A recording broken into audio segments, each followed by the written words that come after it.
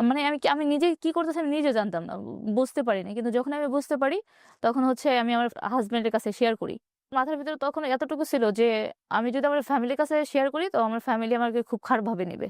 বা আমি অন্য কারো কাছে শেয়ার না করে আমি হাসব্যান্ডের ওর কাছে যদি বলি তো ও হয়তোবা আমাকে মারবে বা কিছু করবে। করার পরে আমাকে ও ফালায় দিবে না। এই কনফিডেন্ট আপনার ছিল। হ্যাঁ, আমার তারপর? এতটুকু বিশ্বাস ছিল ও আমাকে কখনো ফালায় দিবে না। তো আমার হাসব্যান্ড যখন আসছে এক কথা ওর পায়ে ধরি। পরে আমার বলতেছে, "কি লাগবে?" তো যখন পায়ে ধরি আমি যাইয়া তখন ও বলতেছে, "কি লাগবে?" তখন আমি অনেক কান্নাকাটি করি। পরে বলতেছে, "পাগলের মতো কান্না করতেছো কেন? তুমি কান্না করতেছো কেন?" এরকম ভাবে বলতেছে। "কি হইছে? কেউ তোমারে কিছু বলছে?" আমি বলছি যে, "না আমি এখানে থাকবো না, আমি এখান থেকে চইলা যাবো।" পরে বলতেছে, "কেন? তোমার এখানে কি সমস্যা?" খুব খারাপ একটা কাজ করছি। "কি খারাপ কাজ করছো? তুমি কি খারাপ কাজ করতে পারো? এতটুকু আমার বিশ্বাস আছে যে তুমি কোন খারাপ কাজ করতে পারো না। তুমি কোন খারাপ কাজ করতে পারো না। তুমি কি করছো?" তখন ও শোয়া থেকে উঠে বসে। বসে আমার হাত জড়ায় ধরে। "কি করছো?" পরে আমি কান্না করি। কান্না করার পরে মানে ও বুঝতে পারে যে হয়তোবা কিছু একটা হইছে। তখন ও আমার জড়ায় ধরে। জড়ায় ধরে বলে, "কি করছো তুমি আমার কাছে বলো।"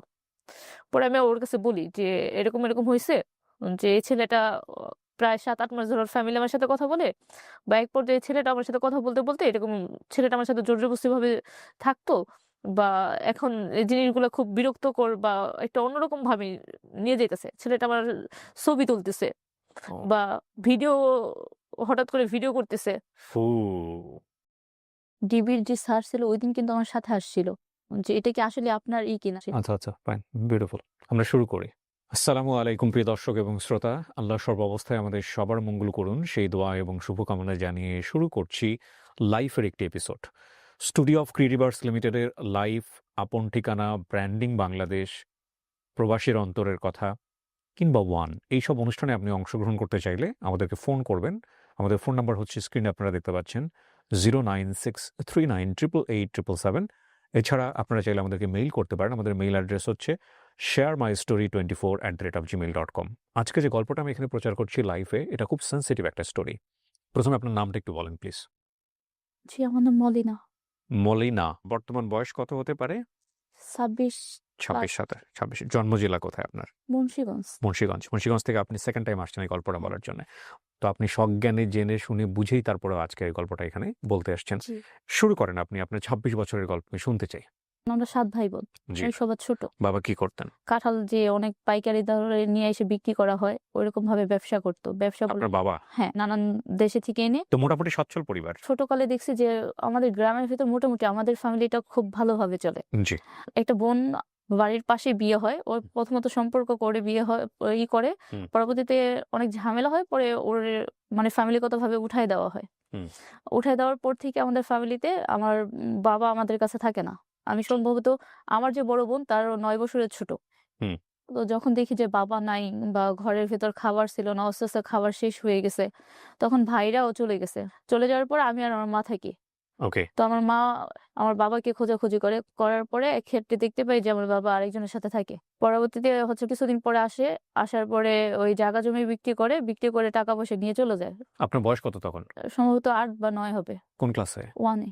আমার যে বাড়ির পাশে যে বোনটা বিয়ে দিছে, ওর হাসব্যান্ড তখন সম্ভবত মানুষের ক্ষেতে কাজ করত। পরে রাত্রে গোপনে চাল দিয়ে যাইত আমাদের ঘরে। জি। ওইটা দিয়ে মা রান্না করত। মা আর আমি খাইতাম। তার ওদের মানে মধ্যে তো একেবারেই আশ্রয়হীন বলা চলে একেবারে। বললাম না আমার বোনটা বিয়ে হওয়ার আগ পর্যন্ত খুব ভালো ছিল। হুম।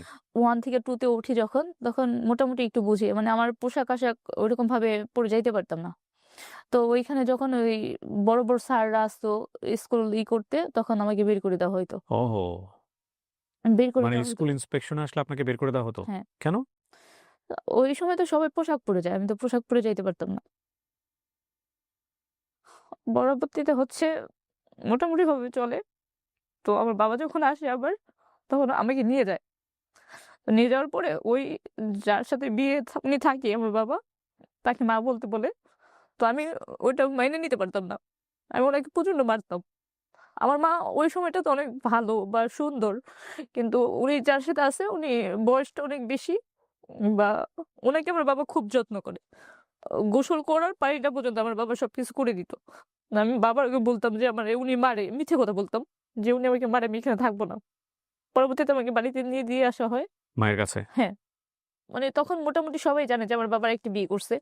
বা আমি বুঝতে পারি যে আমার বাবা এখানে থাকে না। আমার বাড়ির পাশে যে বোনটার বিয়ে দেওয়া হয়, তো আমার বড় ভাই সম্ভবত ওনার বোনকে, আমার যে দুলাভাইয়ের বোনকে বিয়ে করার কথা ছিল। হুম। তো ওই জায়গায় আমার বোন সম্পর্ক করে বিয়ে করে। এজন্য ও রাগ করে চলে যায়। ও আমাদের কোনো খোঁজ খবর নেয় না। এক পর্যায়ে ওই বড় ভাই বিয়ে করে।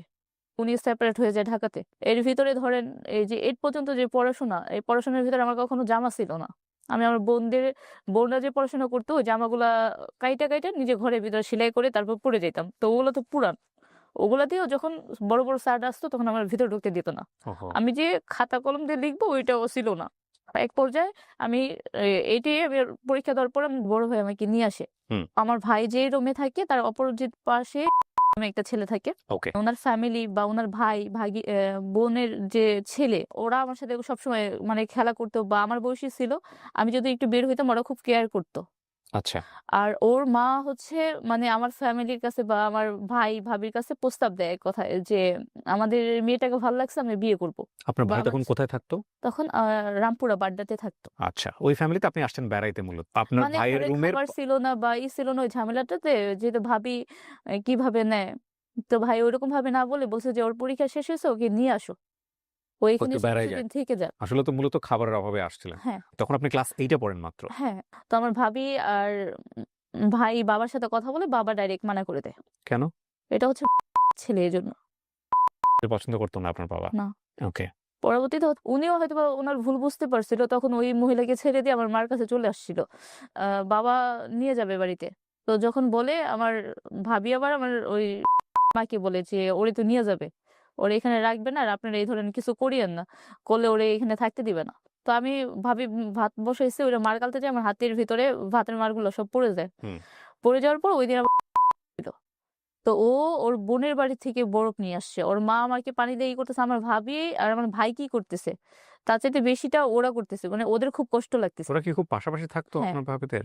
মানে এ ফ্ল্যাট আর এ ফ্ল্যাট সেম। পাশাপাশি হ্যাঁ, একদম। Okay fine. সো কিন্তু ওরা বেশিটা কনসেন্ট্রেশন হ্যাঁ, দিয়েছে যে আচ্ছা ওকে খুব ফাইন। যত্ন নিত তখন। হুম। দেখা গেছে সকালবেলা ঘুম থেকে ওঠার আগে আমাকে ডিম সিদ্ধ করে দিয়ে পাঠাইতো। ওই জিনিসগুলো আমার বাবা পছন্দ করত না। ওরে বাবা! মানে বাবা পছন্দ করতো না এই পরিবারটাকে। হ্যাঁ, কারণ ছেলে সালে। হ্যাঁ। এগুলো থাকে এলাকার লোকজনের মধ্যে কিন্তু এরকম যে না অমুক এলাকার মেয়ের সাথে বিয়ে দিব না, অমুক এলাকার ছেলের সাথে বিয়ে দিব না।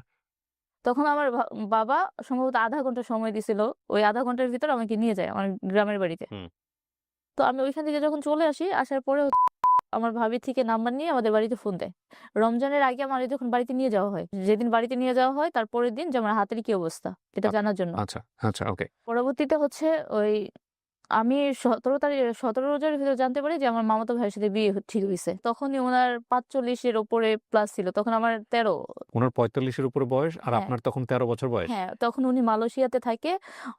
অনেক টাকা পয়সা মানে অনেক কিছু উনার। তো আমার মা যেহেতু উনার ভাইয়ের ছেলে, উনি তো অনেক যে ওইখানে বিয়ে দিবেই। আর আমার ফ্যামিলিতে আমার ভাই আসলে কেউই চাইতো না ওই ফ্যামিলিতে এত বয়স আপ ডাউনে বিয়ে হোক। তখন কিন্তু আমার সাথে কন্টিনিউ কথা বলে। আচ্ছা। প্রায় ৮-৯ দিন চলে ও গেছে। কি জানতো যে আপনার মামাতো ভাইয়ের সঙ্গে বিয়ে ঠিক হয়েছে? এগুলো জানতো? না, জানতো না। আচ্ছা, তারপর? তারপরে আমি যখন জানতে পারার পরে আমি ওর সাথে কথা বলা বন্ধ করে দেই। ওকে। বন্ধ করার পরে প্রায় ১-১৫০ র উপরে ফোন লিস্টে উঠে থাকে। সারাদিনের ভিতরে আমি ফোন রিসিভ করি না। কে দিত ফোন? হ্যাঁ, করতো। ওকে। পরবর্তীতে আমার ভাবি ওরে শিখাই দেয়। ফুপু করে ডাক দিবে যে, "ভালো আছো?" তুই করে কথা বলবা। কথা বলার পরে বলবা, "মলি কই? ওর কাছে একটু দাও।" পরে ও সেম ঐরকম ভাবেই বলে। বলার পরে আমার মা নিয়ে আমার কাছে ফোনটা দেয়। তারপর আমি ওর সাথে কথা বলি। বলার পরে আমি বলি যে, "আমার তো বিয়ে ঠিক হয়ে গেছে।" তখন ও আমাকে বুঝানোর চেষ্টা করলো যে, "তুমি কি জানো কার সাথে তোমার বিয়ে ঠিক হইছে বা কি হইছে?" আমি বলছি, "হ্যাঁ, আমার মামাতো ভাইয়ের সাথে বিয়ে ঠিক হইছে।" আর যেহেতু আমি আমার মামাতো ভাইয়ের বাড়িতে যাওয়ার পরে, মামার বাসায় যাওয়ার পরে দেখতাম যে অনেক টাকা পয়সার মালিক। তো ওইখানে গেলে আমি হয়তোবা ভালো থাকবো। ২৭ শে রোজার ভিতরে আপনার অনেক মার্কেট করে দেওয়া হইল। হুম। চাঁদাইতের দিন আমাকে এসে নিয়ে যাবে। ও আসছে বাংলাদেশে এসে আমাকে নিয়ে যাবে। আমার ভাই আমাকে ফোন দিয়ে বলল কি যে, "আমরা ওইখানে আসতেছি, তুই ওইখানে সকালবেলা বের হয়ে চলে আসবি। হুম। ঢাকাতে চলে যাবো, এখানে ওর বিয়ে হবে না।" এতটুকু জানতাম। এতটুকুই। হ্যাঁ। হ্যাঁ। পরে ওইখান থেকে আমাকে সিএনজি করে নিয়ে যাওয়া হয়। ওই সেম বাসায় কিন্তু নিয়ে যাওয়া ওঠা হইছে। তখন আমার ফ্যামিলির কেউই জানে না যে আমার ওইখানে নিয়ে যাওয়া হইছে। তো আমার যে বয়স তখন ১৪ তে পড়ছে। তো ১৪ তে পড়ছে তখন তো কোর্ট ম্যারেজ করা যাবে না ১৮ র নিচে। তখন উনারা একটা কাগজ করে হুজুর দিয়ে আমাকে সরে পড়ায় দেয়। ওই সময় উল্লেখ করা থাকে একটা ইসলামের ভেতরে যে আমাকে ৯ ভরি স্বর্ণ দিবে।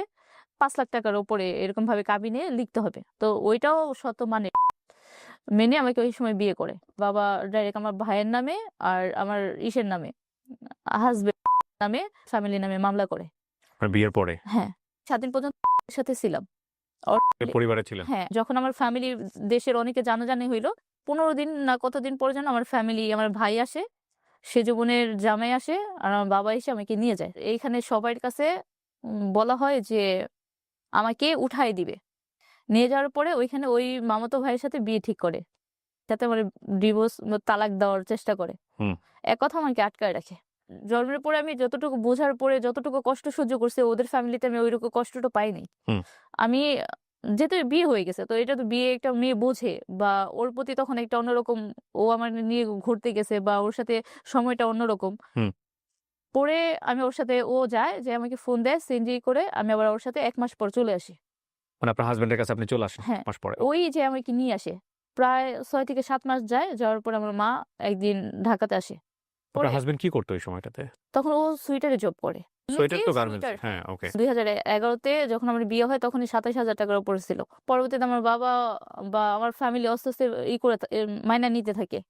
6 বছরের মাথায় আমার একটা ছেলে হয়। পুলিশে ধরেনি আপনাদেরকে 5-6 বছরের না, মধ্যে? ধরেও নাই। না, কিন্তু মামলাও তোলা হয়নি। না, মামলা তোলা হয়নি। ওকে।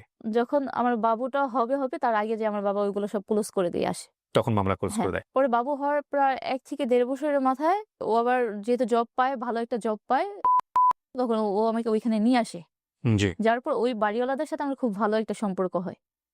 ওইখানেই দেখা গেছে ওই যে ম্যানেজারের দায়িত্ব দেওয়া হয় হুম। আমাকে। তো উনারা আমার রুম ভাড়ার টাকা নিত না। হাত খরচে কিছু টাকা দিত এক্সট্রা ভাবে।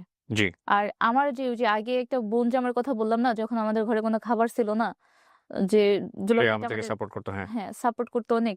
ওই সময়টাতে উনি একজন ভালো বাবুচি। প্রত্যেকটা বাবুচির জন্যই প্রায় 3 থেকে 4 কেজি গরুর গোশত আর রোস্ট ফ্রাই 10-20 টা করে এরকম ভাবে নিয়ে আসা হয়।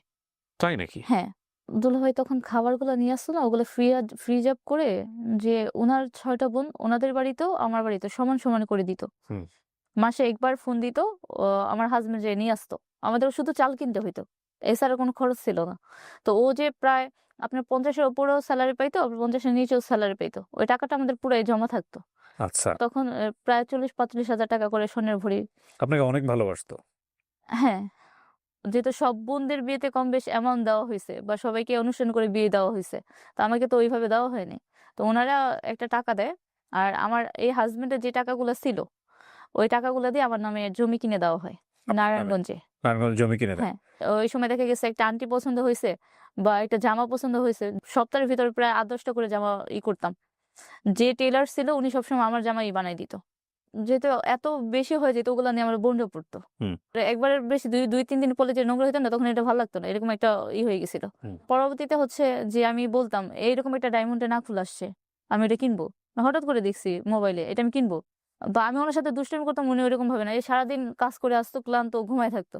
তারপর দুষ্টামির ভিতরে আমার এটা কিনে দিতে হইব। ওইখানে টাকা আছে, নিয়ে আসো। আমার এটা ভাল লাগছে, এই 3 পিসটা এনে দেন। ওটা টাকা আছে, নিয়ে আসো। উনার কথা ছিল টাকা আছে, তুমি নিয়ে আসো। তুমি তোমার মতো খরচ করো। যে আছে না যে তোমার তো এমনিতে কত জুয়েলারি আছে। প্রায় ৮-১০ ভরি কিন্তু এর ভিতরে আমার কিনে দিছে। আমি বাড়িতে আমার ফ্যামিলিকে টাকা দিয়ে পাঠাইতাম। তো ও ওইটাও খেয়াল করতো না যে আমি আমার ফ্যামিলিকে টাকা দিয়ে পাঠাইতেছি। আমি টাকাটা আসলে ভালো কাজ করতেছি না খারাপ কাজ করতেছি, বা টাকা কি, কোনদিন জিজ্ঞাসা করেন? না, না, কখনো জিজ্ঞাসা করে নাই। আমি অপচয় করতেছি সেটাও দেখতো না। আমার বাসায় কাজের লোক ছিল। আমার কাজ ছিল শুধু তরকারি রান্না করা। আমার পার্লারের খরচ দিত প্রতি মাসে। মানে ওর একটা বাজেট ছিল এরকম। যেমন ধরেন হাতে পেডিকিউর, ম্যানিকিউর করায় না? ওইটার জন্য বা ফেসিয়াল করার জন্য। একটা ফেসিয়াল করাইতে গেলে তখন ৭০০ টাকা ছিল। ওর কাছে আমি এসে ১৫০০ টাকার কথা বলতাম। ৩-৪ মাস পরে একবার করে আসতাম, আর এমনিতে যে ম্যাসাজ করতাম ১-১৫০ টাকা দিয়ে। কিন্তু ওর কাছে আমি এসে বলতাম যে মাসে ৩-৪ বার গেছি আমি পার্লারে। ও এটা কখনো করতো না যে আসলে ওই গেছে কিনা। একটা সময় দেখা গেল আমার বোনদের যে ছেলে, ওরেও আমি বাহিরে পাঠাই। করোনার পর দিয়ে মানে এখনো ভালো করে করোনা ভালো হয় নাই। তখন একটা লোক আসে রুম ভাড়া নিবে। সবসময় হাসব্যান্ড ওয়াইফ আসে রুম ভাড়া নেওয়ার জন্য, যেহেতু ফ্যামিলি বাসা আর সব হুম। ফ্যামিলি থাকে। তো ওই সময় উনি একা আসে, উনাকে কয়েকবার আমি মানা করে দিই যে এখানে ব্যাচেলর বাসা ভাড়া দেওয়া হয় না। আপনি যেহেতু ম্যানেজার ছিলেন, আপনার কাছে এসে জিজ্ঞাসা করেছে। হ্যাঁ, আবার নেক্সট টাইম ২ দিন পরে আসলো। তো উনাকে বলা হলো যে আপনাকে তো বলে দেওয়া হয়েছে যে এখানে ব্যাচেলর বাসা না, এটা ফ্যামিলি বাসা। আমাকে একটা বাসা দেন, আমি কিছুদিন পর আমার ওয়াইফকে নিয়ে আসবো। হুম। তারপর আমি উনাকে মানা করে দিই। তো উনি সম্ভবত ওইখানে যে গার্মেন্টস, সুইটারের পাশাপাশি গার্মেন্টস খুলছে ওইখানের ইনচার্জ। তো তো উনি ওনার সাথে কন্ট্যাক্ট করে আমার হাজবেন্ডের সাথে। এই ছেলে? হ্যাঁ। এই লোকটার কেন আপনাদেরই বাসা লাগবে? অন্য কোনো বাসায় কেন না, যাচ্ছে? সেটা জানি না। সেটা আপনি তখন পর্যন্ত জানেন না। ওকে, অনেস্ট অপিনিয়ন, ফাইন। তারপর? ওই আপনার হাসব্যান্ডের সাথে কথা বলে? হ্যাঁ, আমার হাজবেন্ডের সাথে কথা বলে। শেষ পর্যন্ত আপনার হাসব্যান্ডকে কথা বলে কি মানে বাসা ম্যানেজ করতে পারছে? আমি ১০-১৫ দিন এখানে থাকার পরে আমার ওয়াইফকে নিয়ে আসবো। আচ্ছা। বাড়িওয়ালা ওখানে থাকতো না? না, না। উনার ওইখানে ওই এলাকার ভিতরে প্রায় ৭-৮ টা বাড়ি আছে। ও, ওই বাড়িওয়ালাদের? হ্যাঁ। সো উনারা অন্য জায়গায় উনি থাকতো? উনি একজন পুলিশের কর্মকর্তা। সো আল্টিমেটলি আপনার কাছে এসে শুধু ভাড়াগুলো কালেক্ট হ্যাঁ। করতো? ওই ছেলেটার প্রায় ১০ থেকে ১৫ দিন চলে যায়। এরকম করতে, করতে ১ মাস চলে যায়। তো দেখা গেছে কি নিচে যে ভাড়াটিয়াদের সাথে ও কন্টিনিউ রান্নাঘরে রান্না করতে যায়। তো যেখানে মহিলা মানুষ রান্না করতে যায়, ওইখানে পুরুষ মানুষ রান্না করতে যায়। এটা একটা বিরক্তকর ব্যাপার। বা ওয়াশরুম গুলা যে পরিষ্কার করতে হয় সেটাও তো ও করে না। ফ্যামিলিরা তো সবাই এটা সবাই করে। তো একজন তারেকজন এটা পছন্দ করবে না। মানে এটা কি কম্বাইন্ড ওয়াশরুম ছিল? হ্যাঁ, এটা হচ্ছে আমি থাকতাম ফ্ল্যাটের ভেতরে, ওরা থাকতো বাহিরে যে সিঙ্গেল রুম গুলো আছে না লম্বা করে ভাড়া দেওয়া হয়। ৪টা ৫টা সিঙ্গেল রুমের জন্য একটা ওয়াশরুম ৭ টা এরকম? হ্যাঁ, ওইখানে থাকতো। থাকার পরবর্তীতে দেখা গেছে এরকমভাবে বিচার দিত। পরবর্তীতে আমি উনাকে মানা করে দিছি যে, "আপনি চলে যাবেন। এখানে থাকতে পারবেন না।" পরবর্তীতে উনি কি করলো যে আমার হাসব্যান্ডকে আবার যে প্রচন্ড মানে কান্নাকাটি করে বা যেভাবে হোক বোঝানোর পর আমার হাসব্যান্ড এসে বলে যে ওর ওয়াইফ তো প্রেগনেন্ট বা কিছুদিন হয়েছে বাবু হয়েছে, তো এখন আসতে পারতেছে না। তো কিছুদিনের ভিতর নিয়ে আসবে, তুমি কিছু বইলো না। এক কথা এরকম ভাবে যে তুমি কিছু বইলো না। আমার হাসব্যান্ড এরকম ভাবে বুঝাইলো যে আমার ওয়াইফ তো অনেক পাজি টাইপের, বা ওর সাথে কোনো কথা বলা দরকার না। যদি কোনো সমস্যা আমাকে বইলেন। তো কোনো একটা সমস্যা হলে আমার হাসব্যান্ডকে যে বলতো। এক পর্যায়ে হচ্ছে কি তখন ও কি করে আমার ফোন নাম্বারটা ওর ফ্যামিলির কাছে দেয়। ফোন করে প্রচন্ড কান্নাকাটি করে বলে যে, "মেয়েটা তো ভালো না।" মানে ওর ওয়াইফ, ওই ছেলেটার ওয়াইফ, যে, "ও তো ভালো না। এইজন্য আমাদের ফ্যামিলিতে ঝামেলা। যদি প্রবলেম হয় তো আমার মা আর আমার বাবা চলে আসবে।" পরবর্তী মানে ছেলেটার নাম, ও আমার সাথে ফোনে কথা বলা শুরু করে। ফোনে কথা বলে কি যে প্রথমত যে, "আপু আপনার হেল্পের জন্য অনেক না হলে আমি এখানে থাকতে পারতাম না।" এটা সেটা নানান ধরনের ভাবে। তো এমনি এটা নিয়ে কথা বলে আমার বাচ্চাটা যে ছিল, বাচ্চাটাকে খাবার এনে দিত। ওইটা নিয়ে বাচ্চাটার সাথে খুব ক্লোজ ছিল। ওর ছোট বাচ্চাটা? হ্যাঁ, আমার যে সন্তান। তখন বয়স বড় কত? তখন হচ্ছে ৩.৫ বছর। ও আমার সাথে কন্টিনিউ কথা বলা শুরু করলো। ওর ফ্যামিলি আর ও আমার সাথে সবসময় কথা বলতো। হুম। যে সময়টাতে যে আমার শাশুড়ি বা ননাসটা কেউই কিন্তু আমার সাথে যোগাযোগ করে না। আর আমার হাসব্যান্ড সকালবেলা চলে যায়, রাত্রবেলা আসে। রাত্রবেলা আসতো, ও সারাদিন আমি যদি ফোন দিতাম, ও অনেক সময় ফোন রিসিভ করতো, অনেক সময় রিসিভ করতো না। মানে একটা যে গ্যাপ, ওই গ্যাপটাতে সবসময় ওর ফ্যামিলি আমাকে ফোন দিয়ে কথা বলতো বা ও আমার সাথে কথা বলতো। বলতে এক পর্যায়ে দেখা গেছে যে মানে হঠাৎ করে রুমে চলে আসতেছে। কোনো নাই, সিগন্যাল নাই বা কোনো কিছু নাই। পরবর্তীতে আমি মানে উনার ভাবভঙ্গি খারাপ দেখে আমি উনাকে প্রথমত ব্লক করে দেই। নাম্বারগুলো হইতে শুরু করে সবকিছু ব্লক করে দেই। কাকে? ওই ছেলেটাকে। হুম।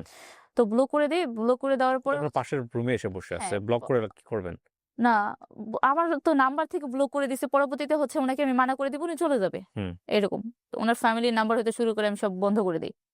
বন্ধ করার পরে ও অফিস থেকে চলে আসে। আসার পরে হচ্ছে ওর হাতের ভিতরে যে কি যে মানে ছুরি টাইপের এই জিনিস নিয়ে হাতের ভিতরে পেঁচাইতে থাকে। অনেক জায়গার ভিতরে কাইটা পড়ে। তো আপনার সামনে? হ্যাঁ, যে ব্লক করছি কেন? আপনার সাথে ওর সম্পর্ক সেই সময়টাতে কি ছিল? যে শুধু আপনার ফোনে কথা বলতো। ফোনে কথা বলতে একটা ভালো বন্ধুত্বের মতো মানে কথা বলতে একটা প্রায় ৭-৮ মাস হয়ে গেছে। ওর কিন্তু ওর ওয়াইফকে নিয়ে আসে নাই। ওর এই ৭ ওয়াইফের মাসের মধ্যে কি আপনি ওর ওয়াইফের হ্যাঁ, সঙ্গে কথা বলেছেন? হ্যাঁ, ২ বার কথা বলেছেন? হইছে। হ্যাঁ, ২ কি বার কথা আসে হইছে। না কেন? উনার কথা হচ্ছে যে উনি আসবে না। উনার সংসার করবে না। ইন দ্য মিন টাইম আপনি ব্লক করার কারণে সে এসে আপনার বাসার তার আমার ফ্ল্যাটে? যেহেতু এক ফ্ল্যাটের ভিতরে ও আমার দরজার সামনে হাত পোঁচায় কাটতেছে। পরবর্তীতে হচ্ছে ছুরিটা নিয়ে যাই। নিয়ে যাওয়ার পরে উনি উনার রুমে চলে যায়। হুম। সে আমি আবার ফিরে ব্লক খুলে দেই। খোলার পরেও আবার কথা বলে। কথা বলার এক পর্যায়ে দেখা গেছে হঠাৎ করেই একদিন রুমের ভিতরে আসে। রুমের ভিতরে এসে আপনার সম্মতি ছিল? প্রথমত ছিল না। প্রথমত তো ও জোর জবরদস্তভাবে ছিল। আমি এখানে গল্পটাকে প্রিসাইজ করেছি পরিস্থিতি বোঝানোর জন্যে। ভুল তো মানুষ একবার করে। হ্যাঁ, যদি মানুষের মধ্যে মনুষ্যত্ববোধ থাকে, মানুষ সেটা একবার করার পরপরই সেখান থেকে তওবা করে ফিরে আসে। হ্যাঁ, কিন্তু আপনি তো আপনার হাসব্যান্ডের সঙ্গে সুখী ছিলেন, হ্যাপি ছিলেন। হ্যাঁ। তারপরেও কেন এই ভুলগুলা হচ্ছিল? এই জিনিসগুলো হচ্ছিল কি, ও প্রথমত জোর জবরদস্তি করে আমার সাথে যখন প্রথমত থাকা শুরু করে বা দেখা গেছে ওর ফ্যামিলির কথা বলতেছে, করতেছে, তখন একটা গ্যাপ কি যে আমার বাসার ভিতরে তো কেউ ছিল না। আর আমার হাসব্যান্ড না, না, না, না, না, না, না। আপনি এটাকে কোনো যুক্তি দিয়ে আসলে না, আমি হ্যাঁ, আমি বলে বুঝাই যে ওই জিনিসটা এরকম ভাবে হয়ে গেছিল যে পরবর্তীতে যখন আপনি ওই সময়টাতে বুঝতেছিলেন যে এগুলো হ্যাঁ, ভুল না, করছেন আপনি? না, তখন আমার মাথার সেন্স এ কাজ করতো না। যে আমি এর খারাপ পর্যায়ে চলে যাইতেছি বা খারাপ হইতেছে। আমার সাথে ওই জিনিসগুলো আমার মাথায় ছিল না। মানে আমি নিজে কি করতেছি আমি নিজেও জানতাম না। বুঝতে পারিনি। কিন্তু যখন আমি বুঝতে পারি তখন হচ্ছে আমি আমার হাসব্যান্ড এর কাছে শেয়ার করি। মাথার ভিতরে তখন এতটুকু ছিল যে আমি যদি আমার ফ্যামিলির কাছে শেয়ার করি তো আমার ফ্যামিলি আমাকে খুব খারাপভাবে নেবে। বা আমি অন্য কারো কাছে শেয়ার না করে আমি হাসব্যান্ডের ওর কাছে যদি বলি তো ও হয়তোবা আমাকে মারবে বা কিছু করবে। করার পরে আমাকে ও ফালায় দিবে না। এই কনফিডেন্ট আপনার ছিল। হ্যাঁ, আমার তারপর? এতটুকু বিশ্বাস ছিল ও আমাকে কখনো ফালায় দিবে না। তো আমার হাসব্যান্ড যখন আসছে এক কথা ওর পায়ে পায়ে ধরি। পরে আমার বলতেছে, "কি লাগবে?" ও যখন পায়ে ধরি আমি যাইয়া তখন ও বলতেছে, "কি লাগবে?" তখন আমি অনেক কান্নাকাটি করি। পরে বলতেছে, "পাগলের মতো কান্না করতেছো কেন? তুমি কান্না করতেছো কেন?" এরকম ভাবে বলতেছে। "কি হইছে? কেউ তোমারে কিছু বলছে?" আমি বলছি যে, "না আমি এখানে থাকবো না, আমি এখান থেকে চইলা যাবো।" পরে বলতেছে, "কেন? তোমার এখানে কি সমস্যা?" খুব খারাপ একটা কাজ করছি। "কি খারাপ কাজ করছো? তুমি কি খারাপ কাজ করতে পারো? এতটুকু আমার বিশ্বাস আছে যে তুমি কোন খারাপ কাজ করতে পারো না। তুমি কোন খারাপ কাজ করতে পারো না। তুমি কি করছো?" তখন ও শোয়া থেকে উঠে বসে। বসে আমার হাত জড়ায় ধরে। "কি করছো?" পরে আমি কান্না করি। কান্না করার পরে মানে ও বুঝতে পারে যে হয়তোবা কিছু একটা হইছে। তখন ও আমার জড়ায় ধরে। জড়ায় ধরে বলে, "কি করছো তুমি আমার কাছে বলো।" পরে আমি ওর কাছে বলি যে, "এরকম, এরকম হইছে যে এই ছেলেটা প্রায় ৭-৮ মাস ধরে ওর ফ্যামিলি আমার সাথে কথা বলে বা এক পর্যায়ে ছেলেটা আমার সাথে কথা বলতে, বলতে এরকম ছেলেটা আমার সাথে জোর-জবরদস্তিভাবে থাকতো বা এখন এই জিনিসগুলা খুব বিরক্তকর বা একটা অন্যরকম ভাবে নিয়ে যাইতেছে। ছেলেটা আমার ছবি তুলতেছে ও। বা ভিডিও হঠাৎ করে ভিডিও করতেছে।" ফু! ও আমার কাছে, "আরে পাগল কিচ্ছু হয় নাই। এগুলো হয় সামথিং।" এভাবে বলে? হ্যাঁ, ছেলে পাশের রুমেই ছিল? হ্যাঁ। ও বলে ছেলেকে কিছুই বলে নাই? কিচ্ছু বলে নাই। Very fishy. কিছু না বলে ও ও কি করছে পরের দিন মানে সকাল ভোরে ও চলে গেছে। যেয়ে নামাজ পড়ছে। নামাজ পড়ে এসে আমার ফ্যামিলিকে ফোন দিছে। তো প্রায় আমি ঘুম থেকে ৯ঃ০০ বাজে উঠে দেখি আমার মা আর বাবা বাসায়। দেখার পরে আমার মা আর বাবার কথা হইতেছিল যে এরকম যে, "ল বাড়িতে চল। যে তোর চাচী তো মারা গেছে ওইখানে যাবি।" আসলে আমার চাচীর কিছু হয় নাই। আ ওইখানে যাবি বা ভেরি কুল হেডেড। এরকম ভাবে আমাকে বাড়িতে নিয়ে এই যায়। ছেলে মানে উনার হাসব্যান্ড খুবই কুল হেডেড, এ ব্যাপারে কোনো সন্দেহ নাই। যখন আমাকে আমার বাবা নিয়ে যায়, মা নিয়ে যায় তখন ও সিএনজিতে করে অর্ধেক রাস্তা পর্যন্ত আমাকে দিয়ে আসে। এসে ওই ছেলেকে বলে ডাইরেক্ট ডাক দিয়ে যে, "কি হইছে?" এটা কি পরবর্তীতে আপনার হাসব্যান্ড আপনার সঙ্গে শেয়ার করছে? হ্যাঁ, ওকে, হ্যাঁ, তারপর কি করছে? হাসব্যান্ডও শেয়ার করছে, ছেলেও শেয়ার ওই করছে? উনিও বলছে হুম। যে, "কি হইছে? কি সমস্যা?" এ কথা বলে ২-৩ টা থাপ্পড় মারে। থাপ্পড় মারার পরে বলতেছে কি যে, "তুমি কি চাও যে আমি এখানে এরকম কোনো কিছু করি যে তোমার কোনো কিন্তু অস্তিত্ব থাকবে না?" অনেক ভয়ভীতি দেখায়। দেখানোর পরবর্তীতে ওই ছেলেটা হাসে। ওই ছেলেটা শুধু হাসছে। ওই হাসি দেখে ওর আরো বেশি জিদ লাগছে। ও যাইয়া তখন ওর অফিসে প্রত্যেকটা অফিসে সম্ভবত নেতা বা একটা গ্রুপ থাকে। তো ওই গ্রুপের ও যে সবচাইতে লিডার ছিল উনাকে জানায় ব্যাপারটা। জানানোর পরে হচ্ছে উনারা আইনা ওরে সুন্দরভাবে বুঝায়। দেখো আমাদের একটা মান-সম্মান আছে। আমি তো পারতাম এখানে মারধর করে অনেক কিছু করতে। বা আমি পারতাম তোমার এখানে হাড়গোড় ভাইঙা দিলেও কারো ক্ষমতা নেই আমাকে একটা আঙুল তুলে কথা বলবে বা কেউ একটা কোনো ধরনের কেউ প্রশ্ন করবে। আমি তোমাকে কিছুই বলতে চাইতেছি না বা কিছুই করতে চাইতেছি না। তুমি চলে যাও। আর আপোসে তোমার কাছে যা আছে সেগুলো ডিলিট করে দাও। এরকম ভাবে বলে। বলার পরে ওই ছেলে ওই WhatsApp এ সম্ভবত ওর বন্ধুর কাছে কিছু ছবি দিয়ে পাঠায়। কার বন্ধুর কাছে? আমার হাসব্যান্ডের বন্ধুর কাছে। চেষ্টা আপনার করছে। বাবা-মা কি জানতো যে আপনি কি করেছেন এখানে? হ্যাঁ। তো আপনার আমার হাসব্যান্ড শেয়ার বাবা-মাকে করেছে। সুন্দরভাবে বুঝায় বলছে যে, "ওরা এসে নিয়ে যান, এখানে একটু ঝামেলা হইছে।" সেই ঝামেলাটা কি সেটা কি বাবা-মা জানতো? হ্যাঁ, আমার বাবা জানতো। বাবা জানতো। ওকে, ফাইন। তারপর? মানে ওর অবস্থা খুবই খারাপ হয়ে যায়। এই ছবিগুলো দেখার পরে? হ্যাঁ। ও খুব খারাপ অবস্থা হয়ে যায়। ও সিএনজি থেকে এক কথায় পড়ে যায়। পড়ে যাওয়ার পরে যে ট্রাফিক পুলিশ থাকে, ওনারা সিএনজির ভিতরে যে লোকজন ছিল, ওনারা ওনার মাথায় পানি দিয়ে ডক্টরের কাছে নিয়ে যায়। নিয়ে যাওয়ার পরে ওইখানে রেস্টে থাকে। থাকার পরে ও আবার বাড়িতে যায়। বাড়িতে যাওয়ার পরে আমার বোন ওর সামনে আমাকে একটা থাপ্পড় দিছিল। এই ব্যাপারগুলা শোনার পরে। ঘটনাটা কোথা থেকে কোথায় গেছে আপনারা চিন্তাও করতে পারবেন। ওর সামনে যখন আমাকে খারাপ কথা বলে বা থাপ্পড় দেয় তখন ওর খুব খারাপ লাগে। আপনার আমার হাসব্যান্ডের? থেকে বেশি হ্যাঁ, ওর খারাপ লাগে। ওইখানে থাকতে দেয় না। ও যে সিএনজি ডাইকা রিটার্ন আমাকে বাসায় নিয়ে আসে। বাসায় নিয়ে আসার পরে ওই ছেলেটাকে আমাকে দিয়েও অনেক বোঝানোর চেষ্টা করছে। আবার ওই ছেলেটাকেও অনেক বোঝানোর চেষ্টা করছে, "ভাই তোর পায়ে ধরি বা এরকম ভাবি যে তুই এখান থেকে চলে যা।" কে? আমার হাসব্যান্ড। যে আমাদের এখানে একটা মান-সম্মান আছে। আমি চাই না আমাদের মান-সম্মানটা নষ্ট হোক। আপনার হাসব্যান্ডের উচিত ছিল এই সময় পুলিশকে ইনফর্ম করে ওর নামে মামলা করে দেওয়া এবং পরকীয়া আইনে মামলা করা সম্ভব। এই যে গল্পগুলো বলছি এগুলা অনেকেরই হয়তো ব্যক্তিজীবনের সাথে মিলে যাবে এবং এইরকম সাপোর্ট যদি পান আপনারা ওয়াইফের কাছ থেকে ভাইস ভার্সা সেটা যদি হাসব্যান্ডের কাছ থেকেও পান, হ্যাঁ, জীবনে একটা ভুল করে ফেলছে। এটা ব্যক্তিগতভাবে আপনারা কিভাবে নিবেন না নিবেন সেটা আপনাদের বিষয়। বাট যদি এরকম সাপোর্ট পান যে আপনার ওয়াইফ ভুল করে এই জিনিসটা আপনার কাছে স্বীকার করছে, কিংবা আপনার হাজবেন্ড ভুল করে এটা স্বীকার করছে, এবং সে সময় অপর পক্ষ যদি এই ব্ল্যাকমেইলটা করে এবং খুব ডেসপারেট হয়ে যায়, ছবি দিয়ে বেড়াচ্ছে, এটা করে বেড়াচ্ছে, এটা কিন্তু মামলা করা যায়। এবং আপনারা অবশ্যই লয়ারের সাথে কথা বলে তার নামে মামলা করতে পারেন। না, এবং আমরা কোথাও বলছিলাম তখন ডাইরেক্ট র্যাবের সাথে। র্যাবের সাথে কথা হ্যাঁ, বলেছেন? ট্রিপল মানে ও নাইনে ও রাজি হয় নাই? ও কি চাচ্ছিল? ও ব্ল্যাকমেইল করতে এটা তো চাচ্ছে। ধরা পড়ার পরে তো ওর নিজেরও মান সম্মান টানাটানি হওয়ার কথা, ওর নিজেরও তো ভয় লাগার কথা। না, ও তখন আমাদের ব্ল্যাকমেইল করছে। কারণ ওই এলাকার ভিতর সবাই আমাদের খুব সম্মান করত। ব্ল্যাকমেইল বলতে কি মান সম্মানের টানাহেঁচড়া হ্যাঁ। করবে? আচ্ছা ঠিক আছে। Okay fine. ও বুঝতে পারছে যে এদের এদের যেহেতু সম্মান আছে, সুতরাং এদের সম্মানে টানাহেঁচড়া করলাম। আচ্ছা ফাইন। তো তারপর? ওই ছবিগুলো যখন ২-১ টা দেওয়া হইলো, পরবর্তীতে আমার হাসব্যান্ড অনেক বোঝানোর চেষ্টা করছে। হুম, অনেক বোঝানোর চেষ্টা করছে বা করার রিকোয়েস্ট করছে। ও কোনরকম ভাবেই ক্ষান্ত হইতেছিল না। হুম। এতগুলা করে ওষুধ খাইতো, খেয়ে ওইগুলো পরবর্তীতে আবার মুখে আঙ্গুল দিয়ে বের করে বমি করে ফালাই দিত ছেলেটা। ওষুধ খাইতো কেন আপনার জন্যে? হ্যাঁ, ও যে কি চায়? ও তো সুইসাইড হাসব্যান্ড করবে, সুইসাইড করবে ফর হোয়াট? কেন? সুইসাইড করবে যে আমি ওরে ছাড়া বাঁচবো না। ও ওর সাথে আমার ও কি সম্পর্ক চাইতেছিল আছে। যে ও চাইতেছিল যে আপনার হাসব্যান্ডকে বলতেছিল যে আপনি ডিভোর্স দিয়ে দেন, আমি ওকে বিয়ে করব। এরকম কোনো কিছু? হ্যাঁ, ও চাচ্ছিল, ওর ফ্যামিলিও এই ধরনের কথা বলতেছিল। কি ভয়ংকর! কি ভয়ংকর! পরবর্তীতে হচ্ছে আমার হাসব্যান্ড মানে তখন অনেক বোঝানোর চেষ্টা করলো। তার পরবর্তীতে হচ্ছে যে ও এতগুলো ওষুধ খেয়ে সুইসাইড করবে না। আপনার এই অবস্থায় আপনার হাসব্যান্ড বাসায় রেখে কাজে যাইতো? না, কি করতো তখন ও সবসময় আমার সাথে থাকতো। আপনার হাসব্যান্ড? হ্যাঁ, বাসাটা ওখান ও থেকে বাসা ছেড়ে সবসময় দেয় না কেন? না, যেহেতু আমি ওইখানের ম্যানেজার, ওরে বের করে দেওয়া হইছে। ও ওরে তখন বের করে দিছে। হ্যাঁ, ওরে বের করে দেওয়া হইছে। ও কন্টিনিউ তখন ওই ছবিগুলো যেহেতু ও আমাদের আন্ডারে নেই। ও যদি আমাদের আন্ডারে থাকতো তখন ওরে আমরা যেকোনো একটা ব্যবস্থা নিতে পারতাম। আপনার মোবাইলটা নিয়ে নেননি কেন ওর কাছ থেকে? সবাই মিলে তো মোবাইলটা ওর নিয়ে কাছে নিতে পারতেন। ল্যাপটপ ছিল। মোবাইল, ল্যাপটপ সবকিছু সিজ করতেন আপনারা। নিতে পারে নাই। চেষ্টা করছিল। এগুলো আসলে আপনার হাসব্যান্ড ঠান্ডা মাথায় কাজ করেছে, বাট কিছু জিনিস ভুল হয়েছে। হ্যাঁ, তারপর? তারপরে হচ্ছে আমরা র‍্যাবের সাথে কথা বলি। র‍্যাব তখন বলে যে আমার হাসব্যান্ডের একটা জিডি করতে হবে। আচ্ছা। আমার হাসব্যান্ডের এই জিডি ঘটনা করতে ঘটার হবে। কতদিন পরে র‍্যাবের সঙ্গে কথা বলেন? এই ঘটনা মানে ও যখন ছবিগুলো করতেছে, আমি যখন আমার হাসব্যান্ডের কাছে শেয়ার করি তার সম্ভবত ২ থেকে ৩ দিন পরে। আপনার আমার হাসব্যান্ড কি বাড়ি আপনার থেকে আমাকে যখন নিয়ে আসে তখন। আপনার হাসব্যান্ড আপনার এটা দেখার পরেও খারাপ ব্যবহার করেনি আপনার সঙ্গে? না, ও খুব কান্না করছে। কিন্তু আপনার কিছু বলে নাই? না।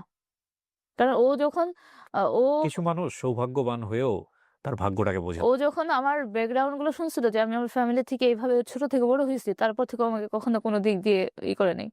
ও আমার কখনো তুই করে কথা বলে নাই। মানুষের দুর্বলতার সুযোগ নিয়ে মানুষের ইমোশনের আ দিস ইস তারপরও আমি তো উনার স্টোরির এন্ডিংটা জানি। এইজন্য আমি আপনাদেরকে বলব ধৈর্য ধরে শোনেন। বিশেষ করে অনেক মেয়েরা এই জিনিসগুলা ভুল করেন। সংসার জিনিসটা না, সংসার জিনিসটাকে এটা একটু ডিফাইন করে আগে নিজের জায়গাতে স্থিতি হওয়া প্রয়োজন। এটা সংসার সবাই সুখের জন্য করে না, ডেফিনিটলি না। সংসার is a very responsible place, মানে রেসপন্সিবিলিটির জায়গা। আর সেখানে এরকম একটা সুখের সংসারও মেয়েরা অনেক সময় অনেক বড় ভুল করে। শুধু মেয়েরা না, ছেলেরাও করে। জি। এই গ্যাপটা আমি মনে করব যে একটা ফ্যামিলি যদি জয়েন্ট ফ্যামিলি থাকে তখন কখনো একটা মেয়ের এই ধরনের কাজ করা সম্ভব না। বা কখনো কোনো একটা ছেলে এই ধরনের ইসের ভিতরে ফালাইতে পারবে না। আর সবচাইতে একা থাকতেন, হাতে কাজ ছিল না, হ্যাঁ, মোবাইল টেপাটেপি করতেন, হ্যাঁ। এবং এই চান্সেসটাই নিয়ে নিয়েছে সুযোগ বুঝে এই ছেলেটা। যদি উনার কথা সত্য হয়ে থাকে। উনার হাসব্যান্ড তো কাজে, পরিবারের জন্য কাজে। কিন্তু এই গ্যাপটার কারণে ওকে, তারপর? পরবর্তীতে হচ্ছে একটা সময় ওই অনেক রিকোয়েস্ট করা হয় বা ওই ইসের সাথে কথা বলা হয়। তখন র্যাবের বলা সাথে হয় কথা বলেন, হ্যাঁ। হ্যাঁ, তখন বলা হয় যে আপনাদের কাছে যে ভিডিওগুলো আছে ওই ভিডিওগুলা আমাদের দিতে হবে।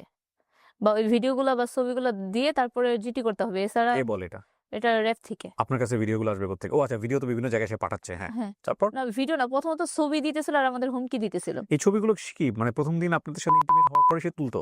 না, হঠাৎ করে যে মানে ও যখন প্রথমত জোর-জবরদস্তিভাবে ছিল, থাকার পরবর্তীতে যখন আবার আসছিল, তখন মানে সম্ভবত ওর থেকে ৭ থেকে ৮ বার ছিল। ওই সময় হঠাৎ করে ও মানে মোবাইল ফোন আসছে, ফোনের ভিতরে ও ছবি তুলে রাখছে।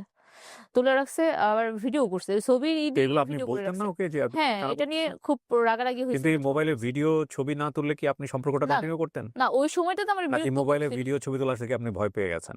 আ ছবি ভিডিওগুলা করার পরে আমি ভয় পেয়ে গেছি। আর নেক্সট টাইম হইতেছে কি ওর ছবি প্রথমত ছবি তুলে রাখছিল। ওগুলা দিয়ে আমার ব্ল্যাকমেইল করে ভিডিওগুলা করা হইছে। সেটা ঠিক আছে। কিন্তু কথা হচ্ছে ছবি ভিডিও না তুললে কি আপনি আপনার হাসব্যান্ডকে এগুলো বলতেন? হ্যাঁ, কারণ ওই সময়তে আমি যখন জানি না, বাট আমি এটাও একটা কোয়েশ্চেন কিন্তু চলে আসতে পারে। আমি যখন বুঝতে পারছি যে এগুলো আমি ভুল করতেছি বা আমি একটা খারাপ জগতে চলে যাইতেছি, তখন আমি ওর কাছ থেকে যত সরে আসতে চাইতেছি তত মানে ওর দিক থেকে ব্ল্যাকমেইল করা আমাকে শুরু হয় তখন। তখন উনারা আমার ভিডিওগুলা চাইতেছিল। হুম, যে ভিডিওগুলা দিতেছে ওই ভিডিওগুলা দাও। হুম, তখন তো আমার ওই ভিডিওগুলা দেওয়ার মতো ছিল না। হুম। তখন এক পর্যায়ে কি উনি বাধ্য হয়ে মানে ওই ছেলেটা এমন ভাবে হেনস্থা করতেছিল যে ও আমার এছাড়া বাঁচতে পারবে না, বাঁচতে সেটা পারবে না। কি? সে হেনস্থার ধরন কি? এই সুইসাইড করবে, মানে ভিডিও করে দিয়ে পাঠাইতো এতগুলো ট্যাবলেট খেয়ে যে ও এখন মরে যাবে। কাকে পাঠাইতো ভিডিওগুলা? যে আমার হাজবেন্ডের হোয়াটসঅ্যাপে পাঠাইতো। তো মরে যাক। না পাঠাইতো কিভাবে যে মরে যাবে? র‍্যাবের কাছে যাওয়ার পরে এগুলা করতেছে? হ্যাঁ, র্যাবের র‍্যাবকে কাছে আপনারা ইনফর্ম করে দিন তো, মরে গেলে মরে যাক। তো সমস্যা কোথায়? ওনারা বলতেছে যে আমি ওর নাম্বার দিছিলাম, ওই নাম্বারগুলো ও যে নাম্বারগুলো ইউজ করতো, একেক জায়গায় যেয়ে ওপেন করতো, ওপেন করে ওইগুলো বন্ধ করে দিত। আবার যখন এই ধরনের ভিডিওগুলো করতো তখন ফোন দিত। ওর ফ্যামিলি ফোন দিয়ে করতো। তার পরবর্তীতে আমার হাসব্যান্ড বলল, "আচ্ছা ঠিক আছে, যেতে ওরে আপনার এতই ভাল লাগে, ও একটা সন্তানের মা। ওদের ওরে যদি এতটাই ভালো লাগে বা ওরে নিতে চান তাহলে একটা ও তো বিবাহিত। ও ওর ওয়াইফের কাছে কেন যাবে বা ওর ওয়াইফ কি এই ধরনের জিনিসগুলো জানে কিনা?"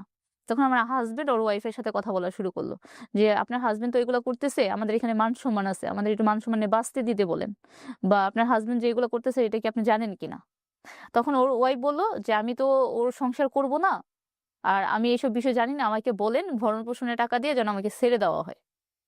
এই ধরনের কথা।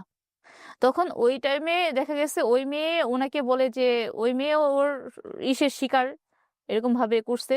আর আমার হাসব্যান্ডের সাথে কথা বলার পর ওর বোন হতে শুরু করে সবাই মিলে খুব কান্নাকাটি, "আমার ভাই মরে যাবে। আমার ভাই করবে, তুমি এখান থেকে চলে আসো।" তখন একটা পর্যায়ে দেখা গেছে আমার শাশুড়ি বা ওই স আশেপাশের মানুষ যখন জানতে পারল, তখন তো ছি, ছি করতেছেই। যারা কখনো মুখের দিকে তাকায় একটা কথা বলতে পারে নাই, তারা আঙ্গুল তুলে কথা বলে, নানান ধরনের কিছু করে।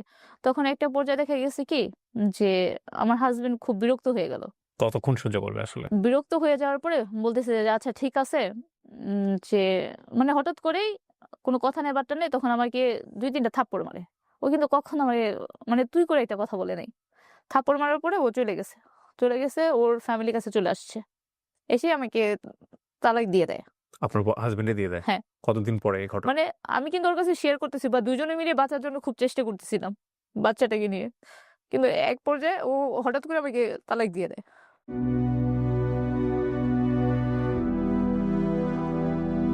তখন আমি ডাইরেক্টলি ভাবে বলি যে, "আমি এই বিয়ে মানি না। আমি এভাবে বিয়ে করব না।" যেহেতু উনার ছেলে আমাকে ব্ল্যাকমেইল করে বিয়ে করছে। আমি এই বিয়ে মানি না। আমি ওইখানে ডাইরেক্টলি ভাবে বলি যে, "আমি এই বিয়ে মানি না।"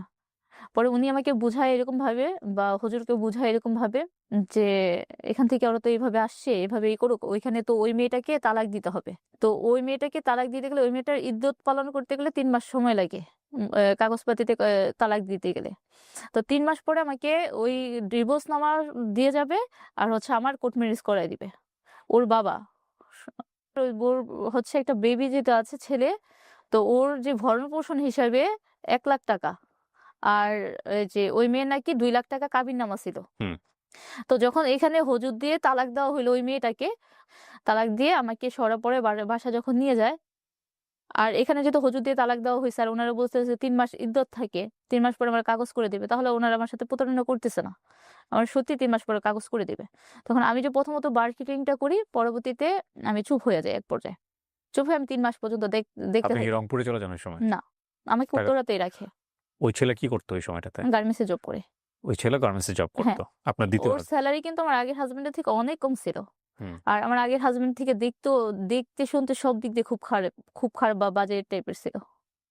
৩ মাস পার হয়ে যায়, ওর বাবা আমাকে ডিভোর্স পেপার এনে দেয় না। না দেওয়াতে ওর বাবা মাঝখানে আমার সাথে কথাই বলে না।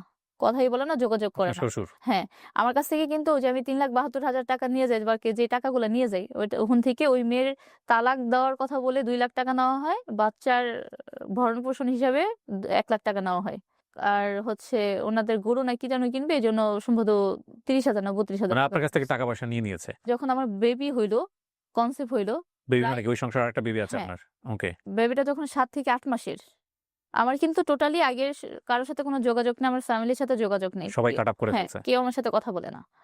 তো এর ভিতরে আমি কথা বলার চেষ্টা করলে কেউ আমার সাথে কথা বলে না। শুধু মা কথা বলত। বাবা মাঝে, মাঝে মানে প্রচন্ড কান্নাকাটি করলে বাবা কান্না করত ফোন দিয়ে। প্রায় ৭ থেকে ৮ মাস পরে ওর বাবা আসে আবার। আমার কিন্তু ওই যে ৩ মাস পরে আসার কথা ছিল। এসে ডিভোর্স পেপারটা দেওয়ার কথা ছিল, ওইটা দেয় না।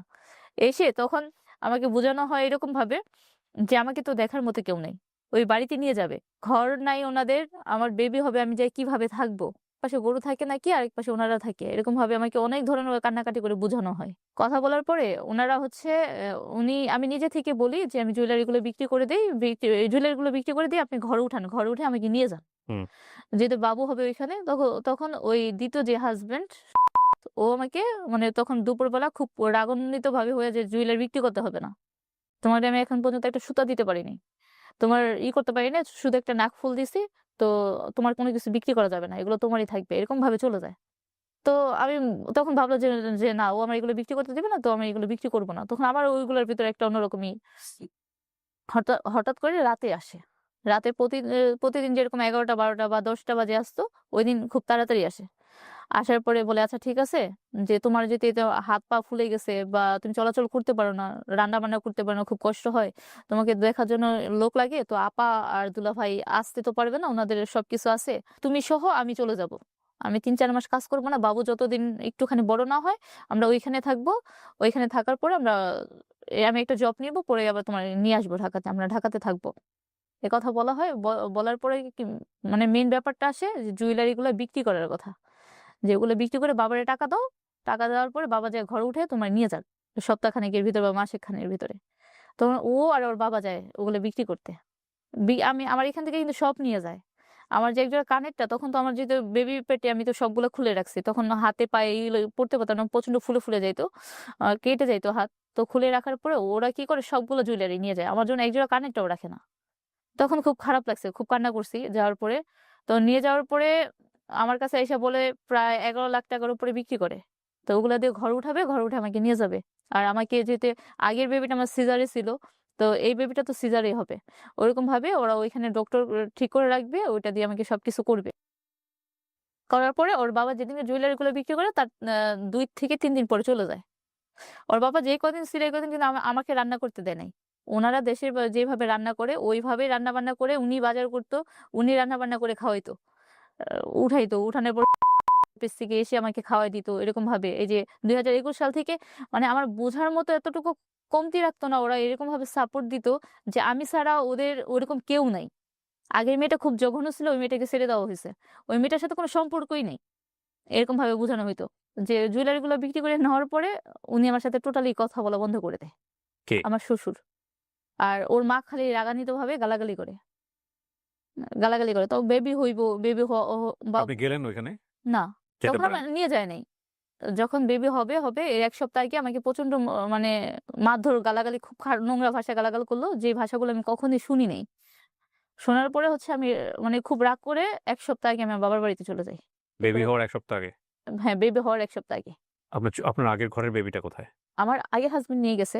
আমি যাই, যাওয়ার পরে আমার বাবাকে আমার মা কান্নাকাটি করে করে আমার বোনদের বলে, বলার পরে হচ্ছে আমার ওইখানে বাবু হয়। ওরা কিন্তু ৳১ খরচ দেয় না। তারপর বাবু হওয়ার পরে কিছুদিন পরে ও আমাকে নিয়ে আসে। নিয়ে আসার পরে এখানে রাখে। তখন আমি ওরে বলতে থাকি যে, "আগে যে ওয়াইফকে ডিভোর্স দিয়েছেন, পেপারটা কোথায়? ওই পেপারটা আমাকে দেন। আর আমার বাবু হয়ে গেছে, এখন আমাকে কিসের জন্য কোনো ডকুমেন্টস করে দিতেছেন না? আমার বাচ্চার পরিচয় কি?" আমি তখন ওকে বলি যে, "আমার বাচ্চার পরিচয় কি?" তখন ও আমাকে কি করে, যে বাড়িতে ঘরদুয়ার উঠানো হয় নাই, তোমার আর নেওয়া যাবে না।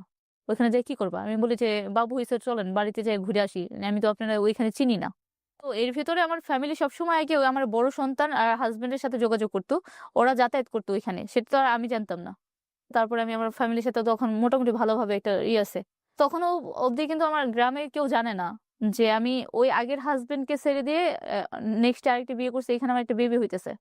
আপনি আমার ওর সঙ্গে সংসার করা অবস্থায় আপনার আগের হাসব্যান্ডের সাথে যোগাযোগ করতেন? না, আমি কখনো যোগাযোগ বাচ্চাটা করি। কিভাবে যোগাযোগ করতো? বাচ্চাটা তো ছোট। হ্যাঁ, আমার বাড়িতে যখন যাইতো আমি আমার মার সাথে কথা বলে, তখন আমার সাথে কথা বলতো। আবার ও এসে নিয়েও যে দ্বিতীয় যে হাসব্যান্ড, ও মাঝে, মাঝে নিয়েও গেছিল আমার সাথে। কোথায়? আপনাদের বাড়িতে? হ্যাঁ, আমার ওই বাসায়। তার মানে তো রেগুলার যোগাযোগ হতো না। না, না, কখনো হঠাৎ করে, হঠাৎ করে দেখা গেছে ৩ মাস ৪ মাস বা ৫-৬ মাস পরে একবারে কথা হইতো বা দেখা হইতো এরকম। আচ্ছা, তারপর? পরবর্তীতে হচ্ছে ও আমাকে ঐরকমভাবে ব্ল্যাকমেইল করা শুরু করে যে টাকা লাগবে। টাকা না দিলে ওই যে আগে ভিডিওগুলো ছিল, এইগুলো ছিল, ওই ভিডিওগুলো ছেড়ে দিবে। বিবাহ করা অবস্থায় এগুলো হুমকি দিচ্ছে? হ্যাঁ, টাকা লাগবে? বাবু হওয়ার পরে হ্যাঁ, তো প্রচন্ড ধরে মারধর করতো। কুকুরও এভাবে মারে না, যেভাবে মারধর করতো। হুম। মারার এক পর্যায়ে আমি রাগ করে বাবার বাড়িতে চলে যাইতাম। আসতে চাইতাম না। বা আবার কিছুদিন পর কান্নাকাটি করে মানে সুইসাইড করবে, এটা সেটা করে আবার নিয়ে আসতো। আবার মারধর করতো। এরকম করতে, করতে প্রায় অনেকদিন, একটা লং টাইম চলে যায়। পরবর্তীতে আমি আমার বাবার বাড়িতে চলে যাই যে আমি তোর সংসারই করবো না, ডাইরেক্ট ভাবে বলি যে আমি তোর সংসারই করবো না, তুই যদি এগুলো ছেড়ে দিস তো ছেড়ে দে, তুই কথা কথা আমার এই ধরনের ব্ল্যাকমেল করো যে আমার ভিডিওগুলো ছেড়ে দিবি। তো বিয়ের এখন পরেও কি ভিডিওগুলো হ্যাঁ করতো? বিয়ের পরেও করতো? হ্যাঁ বিয়ের পরে অনেকবার করছে। করার পরে হচ্ছে বিয়ের পরে অজুহাতটা ছিল আপনি এরকম। ওকে জিজ্ঞেস করতেন না যে আমি তো তোমার ওয়াইফ, তুমি ভিডিওগুলো করে কি করো? না, হ্যাঁ, জিজ্ঞাসা করা হইছে। ওর কথা ছিল এরকম যে, "আমি তোমার ভিডিওগুলা না ১ম যে ভিডিওগুলা করছে ওগুলা ডিলিট করার কথা বলছিলাম যখন, তখন বলা হয়েছিল এগুলো না থাকলে আজকে তোমার আমি পাইতাম না।" আর নেক্সট টাইম যখন ভিডিওগুলা করা হইছে ওগুলার করার কারণ ছিল যে আমি কখনো আর অন্য কারো কাছে যাইতে পারব না। আমি সারা জীবন ওর কাছে থাকবো। ও আমাকে এতটাই ভালোবাসে। ও তো আমাকে কখনো ছাড়বেই না। এগুলো আমি বলে এজ বুঝাইতো আপনাকে? হ্যাঁ, আমি এজন্য কখনো ওর সাইডে না যাইতে পারি।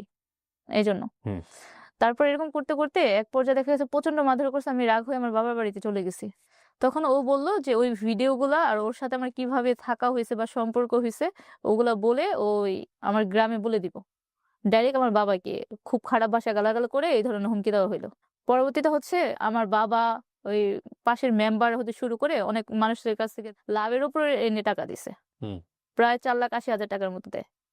আপনার বাবা উনাকে 4,80,000 টাকা দেয় হ্যাঁ, ওই যে বলছে গ্রামে ছেড়ে দিবে। গ্রাম ভিডিওগুলা? ভিডিওগুলো ছেড়ে দিবে আর উনার সাথে আমার আগের হাসব্যান্ডের সাথে আমার কোনো সম্পর্ক নাই। উনার সাথে এরকম খারাপ কাজ করে আমার ওইখানে আমি উনার সাথে চলে গেছি। এই কথাটা ওইখানে বলে দিবে। দেওয়ার পরে হচ্ছে প্রায় ৩ থেকে ৪ মাস প্রচন্ড ভালো ছিল। থাকার পরে আবার প্রচন্ড মারধর করা শুরু করে।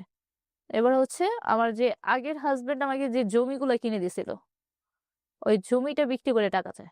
আমি ওই যে সেই জমিটা? হ্যাঁ, তখন আমি ডাইরেক্টলি ভাবে বলি যে আমি ওই জমি দিব না। যদি আপনি আমার মাইরা ফেলান তারপর আমি জমি দিব। কতটুকু জমি এটা?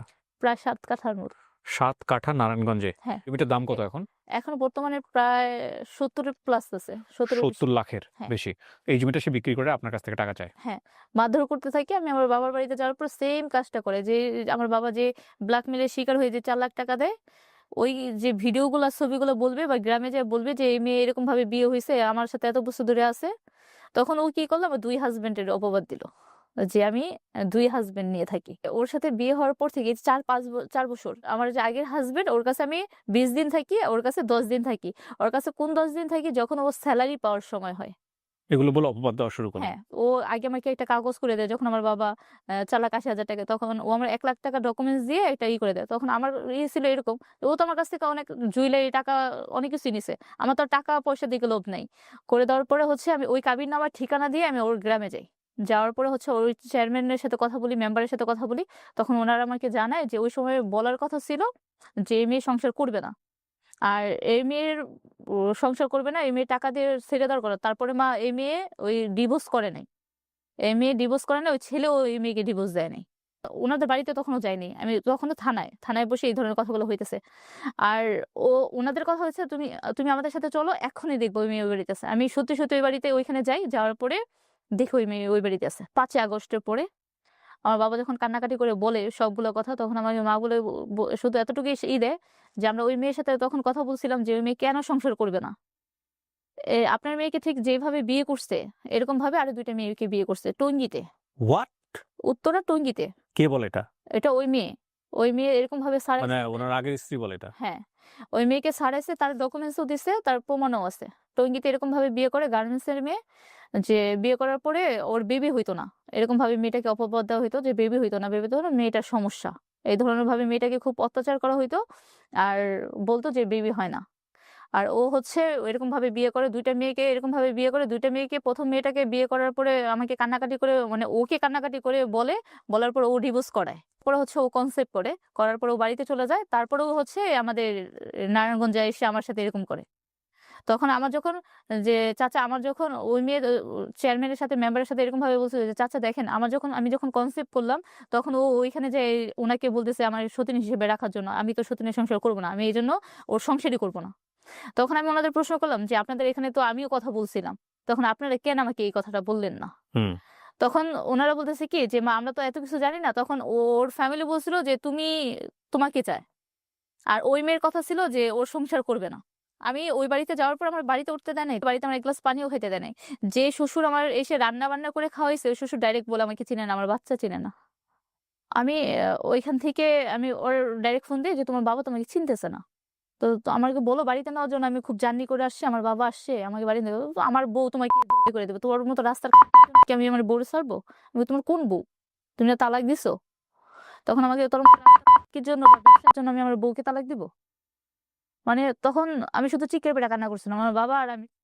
ওইখান থেকে ওনারা কম বেশ চেয়ারম্যান যে ছিল উনি আর কিছু লোক আমাকে বুঝাইয়া আমার বাবাকে বুঝাইয়া বলে যে, "যাইয়া আপনার ডিভোর্স করায় দেন।" এই ছেলের ব্যাকগ্রাউন্ড বা এই ছেলের ফ্যামিলির ব্যাকগ্রাউন্ড খুবই খারাপ। এই ছেলের ভাই যে একটা বড় ভাই সেম কাহিনী। এরকম অনেক জায়গায় করছে। আমি ওইখান থেকে আমি ডাইরেক্ট আমার বাবার সাথে মুন্সিগঞ্জ চলে আসি। আমার বাবা যখন নিয়ে আসলো আমি বললাম যে, "ডিভোর্স দিয়ে দেব, আমি তোমার সাথে যাব না।" হুম, তখন ও গ্রামে এসে বলল, "আমি ২ স্বামীর সংসার করি।" হুম। ওর সাথে আমার এই খারাপ ভিডিওগুলো সবাইকে দেওয়া শুরু করল। এক পর্যায়ে আমার গ্রামের যে চাচাতো ভাই একজন আছে, এখন বর্তমানে মেম্বার, আর একজন আছে চাচা চেয়ারম্যান।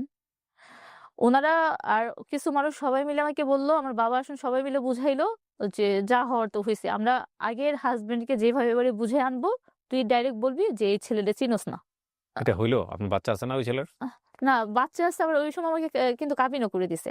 চাইলে এটা হয় নাকি? তারপরে আমাকে এই কথা বলতে বলল, যেহেতু ওর বউ আছে। আমার বাবা যখন দেখে আসছিল, তখন আমার বাবার কথা হইতেছে আমার মেয়ে কি যেভাবে ভালো থাকবে ওইটা। সালিশ হয়েছে আপনার? হ্যাঁ, সালিশে আপনার আগের হাসব্যান্ড ছিল? হ্যাঁ। কেন আসছিল উনি আপনার আগের হাসব্যান্ড? ওই হাসব্যান্ড আমার ফ্যামিলির ফোন দিয়ে প্রচন্ড কান্নাকাটি করার পরে গেছিল ওইখানে। বিষয়টা যদি ও এরকমভাবে হেনস্থা করতেছে যে আমি ২ হাসব্যান্ড নিয়ে থাকি বা এরকমভাবে প্রতারণা করছে, এটা তো উনারা ১ম থেকে জানতে পারে নাই। জানতে পারলে উনারা একটা ব্যবস্থা নিত। তো ওইখানের ভিতরে আমার কথা ছিল যে আমার একটা বাচ্চা আছে। আমার একটা বাচ্চা আছে বা আগের হাসব্যান্ডের সাথে আমি অনেক খারাপ করছি। আমি আর ওইখানে যাইতে চাই না। আপনি বলছেন এটা? হ্যাঁ, আমি উনারা আমার বলতে বলছিল যে আমি চিনি না। কিন্তু আমি ওইখানে সবার সামনে বলছিলাম ও আমার হাসব্যান্ড। কেন বলছিলেন? বলছিলাম যে ওরে সবাই মারবে। তো মারুক। মারবে বা মেরে ফেলবে এরকমভাবে। খুব খারাপ লাগছিল। পরে বলছিলাম যে আমি ভাবছিলাম যে ও আমাকে ওইখান থেকে নিয়ে যাবে। আমার ফ্যামিলির কাছ থেকে নিয়ে যাবে। কিন্তু ও প্রতারণা করে ওই ফ্যামিলির সবার সামনে আমাকে ২ হাসব্যান্ডের অপবাদ দিয়ে আমার ফ্যামিলির কাছে ফালায় রেখে চলে আসে। পরে যখন আমি আমার ওই গ্রামের মানুষের অপবাদ দিয়ে যে কথা বলি বা আমি আমার ফ্যামিলির অপবাদ দিয়ে যে কথা বলি যে আমি আমার আগের হাসব্যান্ডকে বলি আমি উনাকে চিনি না। আমি ওরে চিনি, ও আমার হাসব্যান্ড। যখন এই কথা বলি তখন ও কোনো কথা বলে না। ওইখানে চুপ করে দাঁড়ায় ছিল। কে আপনার আগের হাসব্যান্ড? ওইখানে চুপ করে এই দাঁড়ায় ছিল। ভদ্রলোক যাবে কেন ওই সালিশে? আমি তো এটাই বুঝি না। ভদ্রলোক তো যাওয়া উচিত না উনার। ওই সবাই নানান ধরনের কথা বলে নিছে, হয়তোবা কিছু একটা না ভুল কেন করছে, যাবে? এড়িয়ে উনার তো গেছে। মান-সম্মান নিয়ে দূরে থাকা উচিত ছিল। যাই হোক। ওইখানেও উনি অপমান হওয়ার পরে ওইখান থেকে উনি চলে যায়। চলে যাওয়ার পরে আমাকে ওইখানে ফালায় রেখে চলে আসে। আসার পরে সবাই কি করে যে বিকেলের ভিতরে বলে যে আমাকে মানে একঘরে করে দিবে। আপনাকে? আমাদের আপনাদের পুরো ফ্যামিলিকে হ্যাঁ, একঘরে পুরো করে দিবে? ফ্যামিলিকে একঘরে করে দিবে। তো করে দেওয়ার পরে পাশের বাড়ির যে চাচা উনারা বলল যে এরকম যে আমার বড় বোনের যেহেতু বড় বোনরা বা ওই যে পাশে যে বোনরা গুলা থাকে মান-সম্মানের একেবারে ১২টা ওদের যেটাকে বলে। ওদের হচ্ছে মেয়েগুলার বিয়ে লাইক হয়ে গেছে, তো ওরা কিভাবে বাঁচবে। তো ওই পর্যায়ে যে তোমরা এখান থেকে সরে যাও বা ওর কোনো সাপোর্ট নিও না, কথা বলা হইলো যে ওর কোনো সাপোর্ট নিও না, তোমরা সরে যাও। তো ওরা সবাই সরে গেল, যার পরে আমাকে আমার মামার বাড়িতে পাঠায় দেওয়া হইলো, বাড়িতে রাখা হইলো না। মামার বাড়িতে পাঠিয়ে দেওয়ার পরে ও কিন্তু বিন্দাস বলতেছে যে আমি ২ হাসব্যান্ড নিয়ে থাকি। ও তখন পর্যন্ত বলতেছে। কারণ হচ্ছে ও ওর ওয়াইফকে ছাড়বে না। ওই ওয়াইফকে ছাড়বে না। আমাকে ছাড়তে রাজি আছে। কে এটা? এটা হচ্ছে ২য় হাসব্যান্ড। হুম। তো ওইখানে আমার বাবা হঠাৎ করে মানে যেদিনকে এই ধরনের কাহিনীগুলো হইলো, বিচার সালিশ বসলো, তার ৩ দিনের মাথায় মারা যায়। ৩ দিনের মাথায় স্ট্রোক করে মারা যায়। মানে যখন মারা যাওয়ার আগেও নাকি আমার বাবা খুব বুকের ভিতরে চাপড়াইতেছিল আর আমার জন্য খুব কান্না করতেছিল। আমার সাথে একটু কথা বলবে। এরকম ভাবে। কিন্তু আমার সাথে কথা বলতে পারে নাই। তারপরে আমি বাধ্য হয়ে শুধুমাত্র যৌতুক নিধনের মামলা করি। কেন? যৌতুক নিধনের মামলাটা হচ্ছে এরকম যে ওর কাছে যে আমার ভিডিওগুলো আছে ওগুলো সব ডিলিট করে দিয়ে ও একটা সংশোধনে আসবে বা আমার নামে যে এই যে ২ হাসব্যান্ডের বদনাম করতেছে। একটা পুরুষ ৩টা বিয়ে করতে পারে বা ৩টা মেয়েকে রাখতে পারে। একটা মেয়ের কখনো ২টা হাসব্যান্ড নিয়ে থাকা সম্ভব না। ১ম কথা। ২য় কথা হচ্ছে ও আমাকে অপবাদটা দিছে এরকমভাবে যে আমি ৪ বছর যাবৎ ওর সাথে সংসার করা অবস্থায় আমি ২০ দিন যে একটা পুরুষের সাথে থাকি আর ওর কাছে এসে ১০ দিন থাকি। তার মানে প্রতি মাসে ওর কাছে এসে শুধু স্যালারির টাকাটা নিতে আসি। তো আমার প্রশ্ন ওর কাছে এতটুকু থাকবে, ও কি পুরুষ না? একটা পুরুষ তো একটা পুরুষের সাথে ওর ওয়াইফ কথা বলবে এটাই সহ্য করবে না। ফোনে কথা বলবে এটাই সহ্য করবে না। তো ও কিভাবে যে প্রতি মাসে আমাকে টাকা দিয়ে ওইখানে দিয়ে পাঠাইতেছে বা ও কোনো পদক্ষেপ নেয় নাই ৪ বছর। ও যে আমার এত নোংরা ধরনের কথাগুলো বলতেছে যে আপনি আমাকে ডিভোর্স দিয়ে দেন, আর না হলে আমার ওই নোংরা ভিডিও হইতে শুরু করে সবকিছু দিয়ে আমার আল্লাহর রাস্তায় ছেড়ে দেন, আমাকে আমার মতো বাঁচতে দেন। কেউ আমাকে ঠাঁই দিতেছিল না, আমার ফ্যামিলি বলেন বা আত্মীয় স্বজন বলেন, কোথাও ঠাঁই দিতেছিল না। আমি মামার বাড়িতে থাকবো বা খালাদের বাড়িতে থাকবো, থাকার মতো কোনো জায়গা ছিল না। বাচ্চাটাকে নিয়ে খাবো, ও এই 4 বছরে কখনো আমার একটা 3 পিস কিনে দেয় নাই। আমি যে 3 পিস গুলো নিয়ে গেছিলাম ওরা আপনার সেকেন্ড হাজবেন্ডের বেবি বয়স কত? এখন 3 বছর। ছেলে না মেয়ে? ছেলে। আমাকে কখনো তো করে দেয়নি আমার আপনাদের ডিভোর্স হয়নি? না, ডিভোর্স হয়নি। আপনার বাচ্চাটা আপনার সঙ্গে থাকে? হ্যাঁ। আপনার হাজবেন্ড কোথায়? পলাতক আছে ওই আগের ওয়াইফের সাথে, যে মেয়েটাকে এমনকি মামলা থাকার কারণে সে পলাতক? হ্যাঁ। আপনার মামলার কারণে সে পলাতক? হ্যাঁ। কয়টা মামলা করছেন? 2টা। আরো গোটাভিষেক করেন, ও সারা জীবন পলে থাকুক যদি আপনার কথা সত্য হয়ে থাকে। না, আমি বলবো যে আমি আপনাদের কাছে আসার মেইন কারণ হচ্ছে কারণ আপনাদের অনেক মানুষ দেখে, আর আপনারা যাচাই করেন যে আমি যদি অন্যায় করে থাকি আমাকে শাস্তি দেন। আপনারা শাস্তি আমাকে তো আপনি এমন ভাবে পেয়ে শাস্তি গেছেন। দেন, তা আপনার আমি শোনেন, অনেক শাস্তি পাইছি, আমি আরো শাস্তি পাইতে চাই। কারণ আমি যে ভুল করছি আমার আগের হাজবেন্ডের সাথে, আপনি শাস্তি পেয়ে গেছেন বলি না, সারাটা জীবন ধরেই শাস্তি। এই গল্পটাও আপনার জন্য একটা শাস্তি। কারণ আপনারা যে সবকিছু যাচাই করেন, আমি চাই আপনারা সবকিছু যাচাই আর করে যাচাই করে দেখেন। কি হবে? দেখেন, সে অপরাধী কি অপরাধী না সেটা তো আইন যাচাই করবে বা কিছু হ্যাঁ। করবে, কিন্তু আপনার এই গল্পটাতে কি আপনার কি মনে হয় আপনাকে মানুষ ভালো বলবে? না, এটা কখনো ভালো বলার মতো নয়। কিন্তু আমার কাছে আমার এখানে আসার মেইন কারণ হচ্ছে আমি যে অন্যায়টা করছি বা যে ফাঁদে পড়ে করছি এরকম যেন আর কোনো মা বা কোনো বোন যেন না করে। এক্স্যাক্টলি, আর এক্স্যাক্টলি। আমরা ইমোশনাল ফুল যাতে না হই। ইমোশনাল ফুল মানে তো বোঝেন? ইমোশন, যে ইমোশন যুক্তিতে চলে না, সেই ইমোশনের একটা লেভেল পর্যন্ত এক্সারসাইজ করা যায়।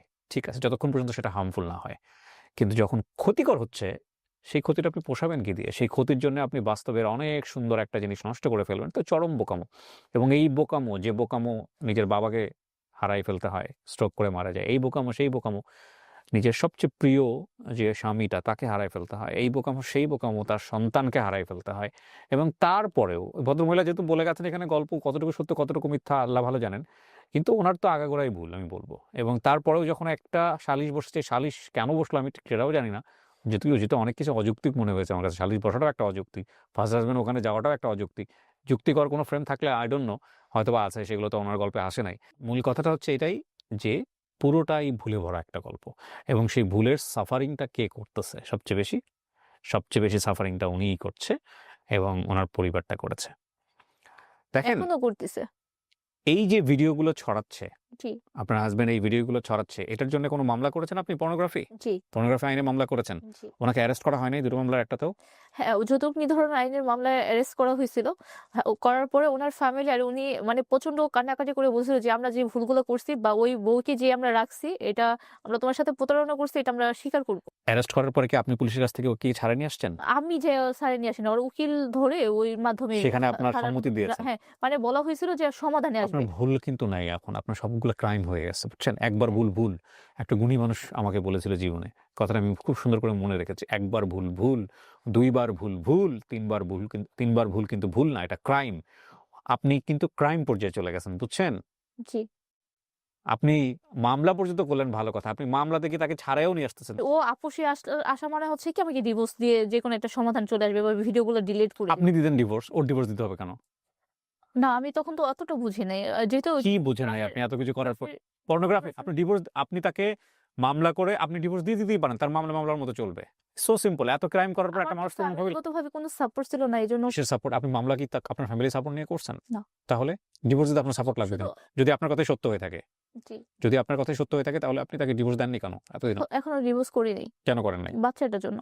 কিসের বাচ্চার জন্য? এই যে আমার যে বাচ্চাটাকে বলে সবার কাছে পরিচয় দিতেছে। কে বলল? তাতে কি হয়েছে? উফ! এর লিমিটলেস হয়ে যাচ্ছে আমার জন্য এগুলা। মানে আমি নিতে পারতেছি না। দেখেন, আপনার ভুলের লেভেল ইনফিনিটি। না, আমি আমি অসীম। আমি যতটুকু বুঝতে পারছিলাম যে হয়তোবা মামলা করছে, এবার ডিভোর্স দিলে হয়তোবা মামলাগুলো অন্যরকম ভাবে চলে যাবে। কে বলেছে আপনাকে এটা? তো ঠিক আছে, আপনি রাখেন সেটা না, আপনার লয়ার। আমি যদি আমার লয়ার সাথে এরকম ভাবে বলা হয়েছিল, কিন্তু আমি তো বুঝতে পারিনি যে ফাইন, ঠিক আছে, জিনিসটা আপনি এরকম হ্যাঁ, হবে। ঠিক আছে। ডিভোর্সের আগে মামলা একরকম হয়, ডিভোর্সের পরে একরকম হয়। এটা ঠিকই বলেছে লয়ার। কিন্তু কথা হচ্ছে যে এই মানুষটা তো আপনাকে শুরু থেকে ব্ল্যাকমেইল করতেছে। তো আপনি যদি তার কাছে নিজেকে সঁপে দিয়ে বলেন যে, "ওকে বাবা করো।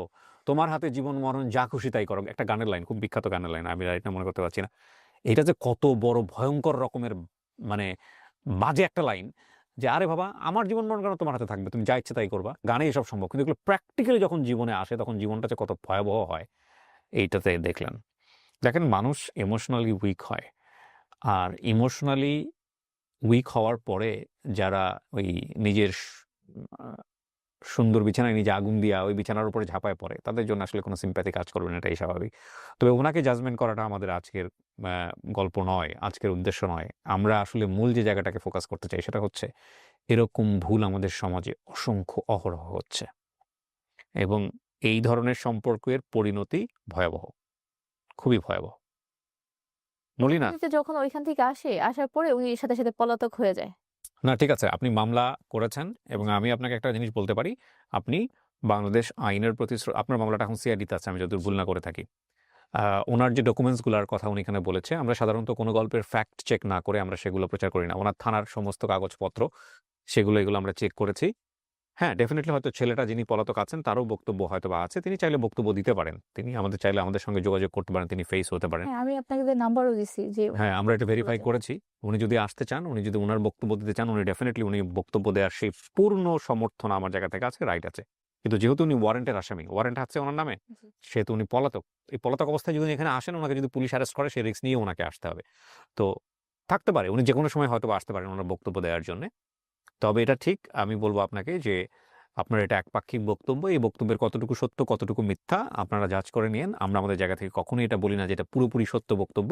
আমাদের জায়গা থেকে বক্তব্য প্রচার করার জন্য যেসব ইনগ্রিডিয়েন্টস এর প্রয়োজন ছিল সেগুলো আমরা জাস্টিফাই করেছি। বাট সত্য কিনা সেটা আমরা বলতে পারব না, ডেফিনিটলি না। কারণ সেইজন্য আমরা এই বক্তব্যের কোনো কিছুকে কখনো কোর্ট এভিডেন্স হিসেবে যাতে ব্যবহার না করা হয় সেটাও আমরা আমাদের ডিসক্লেমারে বলে দেই স্পষ্ট করে। তবে এটা ঠিক এই গল্পের আগাগোড়ায় উনার নিজের ভুলটাকেই আমরা এখানে ফোকাস করতে চাই। তো জি। কেউ যদি স্বেচ্ছায় এসে নিজের ভুলটাকে কি এখানে বলেন, ওই ভদ্রলোক ওনার সাথে কত খারাপ ব্যবহার করেছে, কি করেছে না করেছে সেটা আমরা জাস্টিফিকেশনে যাবোই না। বরং উনার ভুলের কারণেই উনার জীবনটা আজকে এরকম হয়েছে। এটাই আমরা বলব। মলিনা, আমি আপনাকে ধন্যবাদ দেই যে আপনি সৎ সাহস নিয়ে গল্পটা বললেন। এতে করে আপনার ভালো কিছু হবে না। আমাদের সমাজ আপনাকে কখনোই ভালো চোখে দেখবে না। এটাই বাস্তবতা। এটাই হচ্ছে বড় কথা। তবে জীবনে আগায় যেতে হবে। আপনার এই কষ্টের গল্প, আপনার এই ভুলের গল্প হয়তো লক্ষ, লক্ষ মানুষ শুনলো। আ না হয়তো কিছু মানুষ সংশোধন হবে, কিছু মানুষ হবে না। আপনি আমাকে বলতেছিলেন যে হ্যাঁ, এইসব আপনার যে প্রাইভেট ভিডিওগুলো সেগুলো আপনার গ্রামাঞ্চলের মানুষের মোবাইলে ঘুরতেছে এগুলা। জি। দেখেন, এই অপরাধ যে করে সে তো পর্নোগ্রাফি আইনে বাংলাদেশের আইন অনুযায়ী সে অপরাধ করেছে। যারা এগুলো স্প্রেড আউট করতেছেন, যাতে মোবাইলে এগুলো ঘুরে বেড়াচ্ছে, তারাও কিন্তু সিআইডির তথ্য বা সিআইডি চাইলে মামলার ইনভেস্টিগেশনের জায়গা থেকে তারাও কিন্তু অপরাধী। সুতরাং এই কাজগুলো থেকে খুব সাবধান। আরেকটা জিনিস মাথায় রাখেন, আপনারা যারা এই ধরনের বিষয়গুলো নিয়ে হাসাহাসি করেন গ্রাম অঞ্চলে বা এই যে একজন আরেকজনের মোবাইলে দিচ্ছেন, এটা আইডেন্টিফাই করা খুবই সহজ। কারণ আপনার মোবাইলের একটা নির্দিষ্ট নাম্বার আছে। হ্যাঁ? আ এবং সম্ভবত ইএমআই নাম্বার বলে। সো আপনারা জানেন না টেকনোলজি কি করতে পারে, কোথায় আপনাকে নিয়ে যেতে পারে। সুতরাং এগুলা আমি বলি যে আপনি হয়তো নিরপরাধ। কিন্তু একটা মামলা যখন হয়ে যায়, এই মামলায় নিরপরাধ প্রমাণ করতে গিয়ে যে হ্যাসলটা ফেস করতে হয়, সেটা শাস্তির চেয়েও কখনো, কখনো ভয়াবহ। সুতরাং ভুলে এই কাজগুলা করেন না। হ্যাঁ? মানুষের এই অপরাধগুলা এগুলা আর বেশি, বেশি করে স্প্রেড আউট করেন না। মলিনা, আমি শেষ করতে চাই। কিছু বলবেন আর? জি, আমি চাই আমার ভুলের জন্য আমি প্রচন্ড পরিমাণে শাস্তি পাইছি। ভবিষ্যতে পাবো। আমি এখান থেকে উঠে দাঁড়াইতে চাই। আমার বাচ্চাটাকে মানুষ করতে চাই। ফ্যামিলিটাকে আমি বাঁচাইতে চাই। আমার ফ্যামিলিটা যেন এর ভিতরে হেনস্থা না হয়। আমার ভুলের জন্য যেন আমার কোনো বোন বা বোনের সংসার যেন না ভাঙে। মানুষগুলো মানে সবার কাছে বলব যে হ্যাঁ, এগুলা এভাবে বলে কি আপনার সংসার বাঁচবে? এভাবে সামাজিক যোগাযোগ সবাই খুব মাধ্যমে খুব মানে এই যে এইখানে আপনার কাছে আসার পরে আমি যখন আবার রিপ্লাই চলে গেছি, কিছুদিন আগে আমার বোনের শ্বশুরবাড়ির ওইখানে ভিডিওগুলা ছাড়া হইতেছিল। ওদের খুব হেনস্থা করা হইতেছে। পরিবারের একজন সদস্য যখন ভুল করে বাকি সবাই সাফার হয়। এখানে আসলে আমি আপনাদেরকে একটা কথা বলি, বাকি পারিবারিক সদস্য যারা আছেন, পরিবার জিনিসটা কি? পরিবার জিনিসটা হচ্ছে একজন ভুল করবে, পরিবারের একটা সদস্য ভুল করবে, অপরাধ করবে, কোনো ধরনের কোনো বিপদে পড়বে, বাকি সদস্য যারা আছেন তারা তাকে কারেকশন করবেন, তারা তাকে সঠিক পথে নিয়ে আসবেন, তারা তাকে বিপদের সময় সাপোর্ট দিবেন। এটার নাম হচ্ছে পরিবার। কিন্তু নিজের গাত্র বাঁচানোর জন্যে ছিছি করা, দূরে ঠেলে দেওয়া, তাহলে তারা তো সেটা পরিবার না। আপনি হ্যাঁ। বিপদে আছেন, আপনাকে সাপোর্ট করা উচিত বাকি মেম্বারদের। না, আমার কেউ সাপোর্ট করে না বা কেউ আমার সাথে ঘৃণায় কথা বলতে চায় না। আর বাবা মারা যাওয়ার পর থেকে তো একবারেই কেউ কথা বলে না। শোনেন, কিন্তু নেক্সট টাইম আমি একটা কথা মিস করে গেছি। এখানে আমার বাবা মারা যাওয়ার পরে আমার যে আগের হাসব্যান্ড ছিল, উনার কাছে আমি একদিন ফোন দিয়ে ক্ষুধায় থাকতে না পেরে টাকা চাইছিলাম। উনি আমাকে ৳২০০ চাইছিলাম। উনি আমাকে ৳৮,০০০ দিয়ে পাঠাইছিল। আবার ওই যখন ওনাদের পরিবারে ফোন দিয়ে নানান ধরনের কথা বলতো যে আমি একটা মাদ্রাসায় জব করি। আপনি সেকেন্ড হাসব্যান্ডকে ডিভোর্স দিয়ে আপনি প্রথম হাসব্যান্ডকে বিয়ে করলে কি সমস্যা কোথায়? আমি জাস্ট আমার কিউরিওসিটি থেকে বলতেছি। উনি আপনাকে বিয়ে করবে? জানি না। কখনো কথা বলছেন তার সঙ্গে? হ্যাঁ, কথা হইছে। কিন্তু বন্ধু মানে একটা হিসেবে যে আমি বিপদে আছি যতটুকু সাহায্য করার মতো ওকে, সে সাহায্যটুকু ওরকম করেছে। ভাবে। কিন্তু আপনার বর্তমান অবস্থা তো সে জানে। সে কখনো হ্যাঁ, আপনাকে অফার করেনি যে চলো উনি কি বিয়ে-শাদী করেছেন প্রথম হাসব্যান্ড? বিয়ে-শাদী করেন নাই।